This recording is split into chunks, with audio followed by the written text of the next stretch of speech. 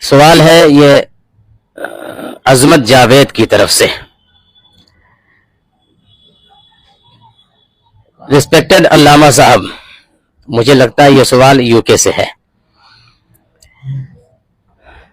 Question یہ ہے کہ بوائے اور گرل نے لڑکے اور لڑکی نے نکاح کی نیت کر لی، سب گھر والے بھی ہیپی ہیں، خوش ہیں نکاح کی نیت کر لینے سے. کیا لڑکے اور لڑکی بات کر سکتے ہیں فون پر ٹیکسٹ میسج کے ذریعے سے، اور وہ ایک دوسرے سے مل سکتے ہیں؟ لڑکے اور لڑکی نے آپس میں نکاح کرنے کے لیے بات طے کر لی. اب سوال یہ ہے کہ بات جب طے ہو گئی ہے تو اب ایسی صورت میں وہ فون پہ ایک دوسرے سے بات کر سکتے ہیں، واٹس ایپ سے ایک دوسرے سے بات کر سکتے ہیں، اور وہ ایک دوسرے سے مل سکتے ہیں یا نہیں؟ جیسے کہ آج عمومی طور پر باہر تو زیادہ مگر ہندوستان میں بھی یہ بیماری بہت زیادہ عام ہو چکی، اور خاص طور سے اہل ثروت کے وہاں تو یہ گناہ سمجھا ہی نہیں جاتا. پیسے والے سمجھتے ہیں کہ بس بات چیت مکمل ہو گئی تو وہ میاں بیوی ہو گئے. تو سائل کا سوال یہ ہے کہ صرف بات پکی ہو جانے سے وہ لوگ مل سکتے ہیں، آپس میں بات کر سکتے ہیں میسج کے ذریعے سے اور فون کے ذریعے سے، کیا ایسا وہ کر سکتے ہیں؟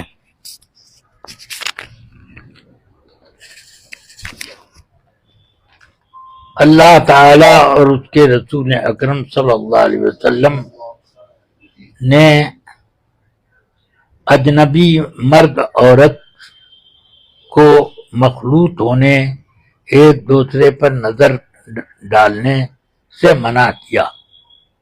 مولا علی کرم اللہ تعالی وجہ الکریم جو تقوی اور طہارت کا پیکر ہیں، ان سے آقا کائنات نے ارشاد فرمایا، یا علی لکن نظرۃ الاولی و علیک الآخرہ، یعنی پہلی نظر چلتے ہوئے اچک کر پڑ گئی تو اتنی تک تو جائز ہے، لیکن اس کے بعد نظر تھمی رہ گئی وہاں تو یہ اس میں گناہ ہے. تو بہرحال اجنبی عورت کے لیے یہ ہے. رسول پاک صلی اللہ علیہ وسلم کے صحابہ میں کئی صحابہ سے یہ حدیث مروی ہے کہ جو شخص کسی عورت سے نکاح کرنا چاہتا ہے تو اسے ایک نظر دیکھ لے تاکہ بعد میں دلوں میں کھوٹ نہ پیدا ہو، اور اس سے نکاح کے بعد دونوں کے دلوں میں محبت کا جذبہ زیادہ مضبوط ہو. یہ ارشاد فرمائے. تو ایک مرتبہ دیکھنے کی اجازت تھی. سمجھ میں آئی بات؟ تو اس طرح کئی صحابہ سے حدیثیں ہیں، اور ان سب حدیثوں کو طحاوی شریف میں امام طحاوی نے جمع کر دیا، جس سے یہ ثابت ہوتا ہے کہ نکاح کرنے کے لیے ایک مرتبہ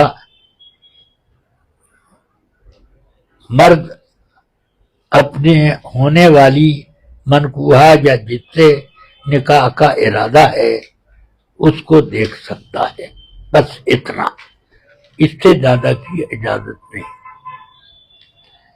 اب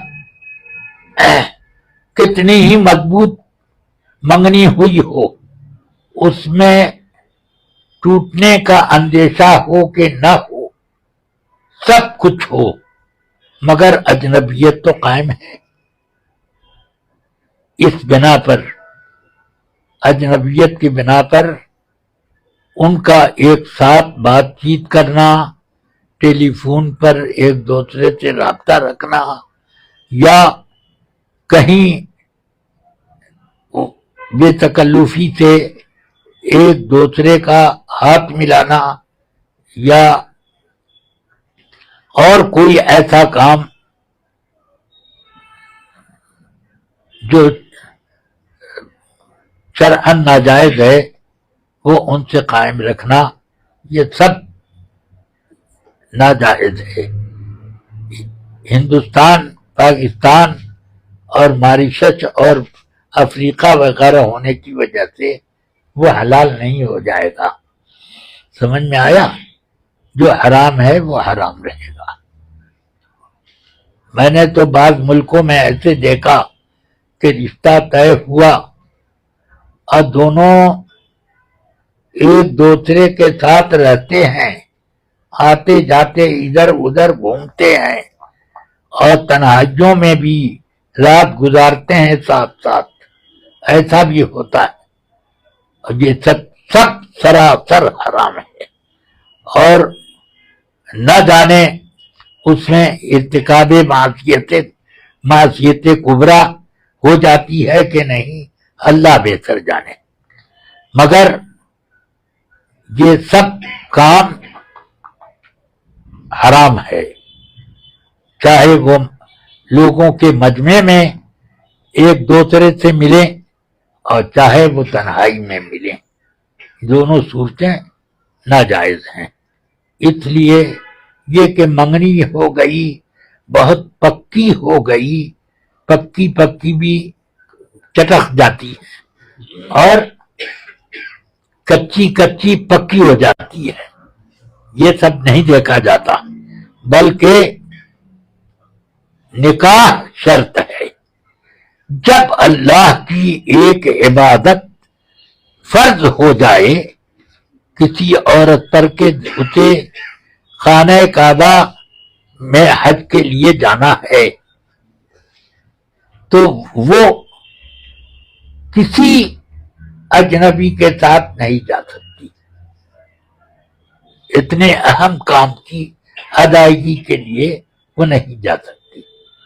تو پھر وہ تنہائیوں میں ٹیلی فون پہ بات کرنا یا ملاقات کرنا یا مجمع میں ملاقات کرنا، اس کا کیا راستہ ہے؟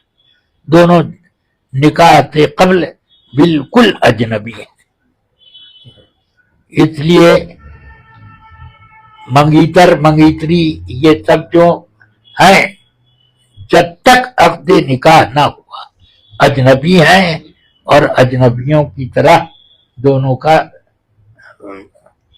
کا معاملہ ہے، بس۔